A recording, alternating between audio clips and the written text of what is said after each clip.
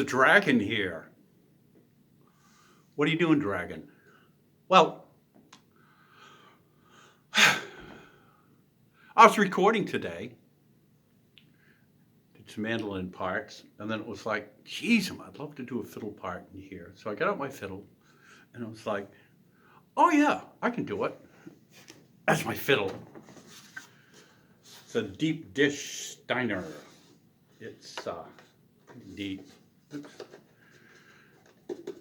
And it constantly needs to be put back together. So I broke a string.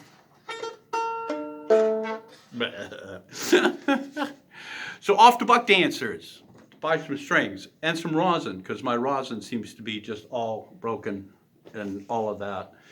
And that's a beautiful old fiddle, but it's nothing that you know, want to take places just because it's older. Yeah, it's over 100 years old, and it's a beautiful, beautiful thing, and I love playing it. So it's like, well, when I'm down there, I'll look at the used fiddles. I'll see what maybe I'll get a used fiddle today. A couple $100, you know. Nothing spectacular. So I went in to the acoustic room at Buck Dancers Choice, Portland, Maine. Dealt with them for years and years and years. I didn't even get to look at the fiddles because I eyeballed the banjos, and what was there? It was like, oh my. So I don't know if you saw the pictures that I posted. I do that to tease my brother Mike. It's like, something's coming home. So it's funny. I asked about the case, and they went out back to get Tim went out back to get the case, and he pulled it out, and it was like, oh my God, this is why the instrument's such in good shape, because the case is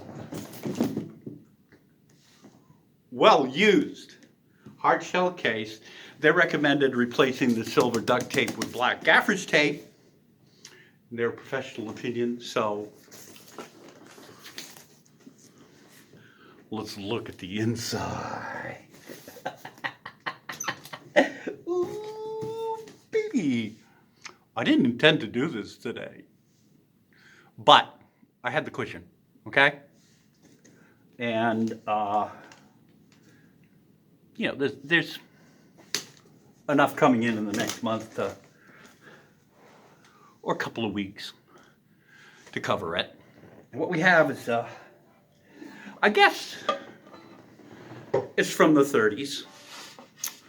17 fret tenor banjo made by Bacon and Day. My nose is running.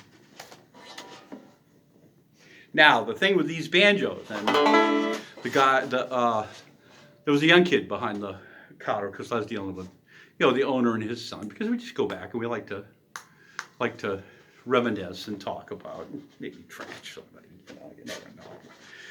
And he said, okay, I don't know that much about him. He says, well, why do you really like this one? He says, well, first off, 17 fret tenor, 11-inch head. A bluegrass banjo player will throw this out the window of his Prius going down the highway at, as fast as he can.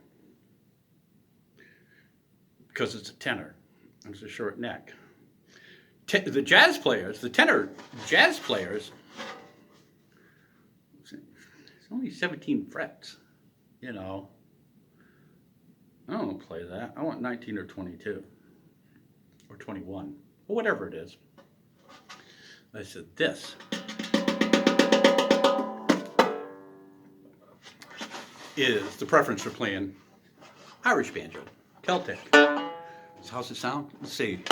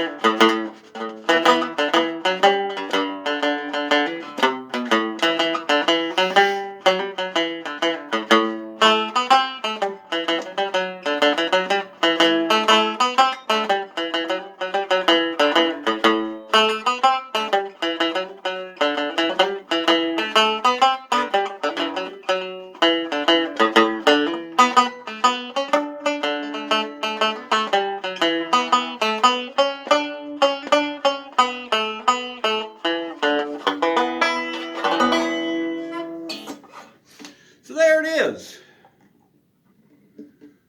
Got to do a little more research on it to find out the exact age, but dirty 30s.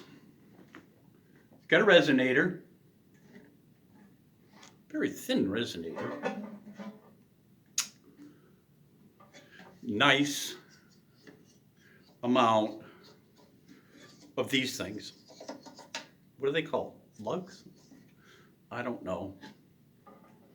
I should have counted them so I could like throw off the number and impress you that I really know. 17 fret. Bacon and Day. Which I believe was made in New England. I may be wrong. I will get back to it. To you on that. And I'm happy.